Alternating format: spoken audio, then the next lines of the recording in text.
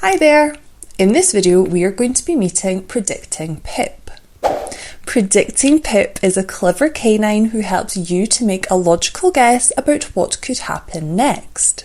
She helps you to develop your prediction skills by looking at what has already happened or what has been implied by the author's use of language. The word implied means to suggest something without directly saying it.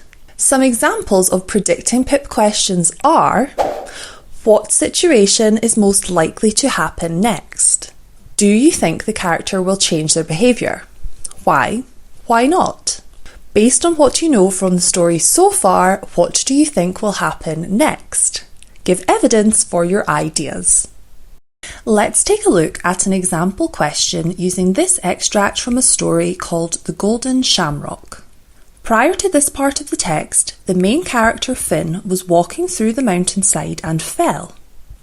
After bumping his head, he lost his memory. He knew he was doing something important before his fall, but he couldn't remember what. A thin ray of sunlight carved a path through the crags, warming Finn's face. Breathing in the gentle glow, a glimmer of light caught his eye. There was a curious twinkling item in his hand. A shamrock. Gently he examined it, rubbing the heart-shaped leaves between his fingers. It was two-toned, greeny gold, with huge iridescent leaves that shimmered beautifully. Memories suddenly surged back. Visions of druids and knights, crowns and palaces danced in his mind. A mission. The first question is, what do you think the author's plan is for Finn for the next part of the story? A top tip for extending Predicting Pip questions is that it's often a good idea to use because in your answer to explain why you think that way using evidence from the text. Prediction questions often ask for your opinion, so you sometimes have a little more freedom in terms of whether the answer is right or wrong. The important thing is to make your prediction from what you have read. To answer this question, reread the extract and pick out any important information that could hint towards the next part of the story. One word that stood out in the extract was mission, and this gives us a clue about what could happen next. A suggested answer could be, I think the author is planning for Finn to go on a quest because the extract ends with the word mission. This hints that he may have to go on an adventure to complete a task. A top tip would be that the answer contained 3 lines. This shows that an extended answer is needed rather than just a few words. Hoo-yah! For our next question, you are being asked which situation is most likely to happen next. Finn will abandon his mission. Finn will throw the shamrock away. Finn will travel to see the King of Ireland, or Finn will decide that he no longer wants to be a knight. Pause your video now and read through the second extract. Hit play again when you are ready to hear the answer. How did you get on? Hopefully you found some information in the extract that helped you to choose the correct option. The phrase, "the king is counting on me," tells us that Finn is dedicated to continuing his mission and making the king proud.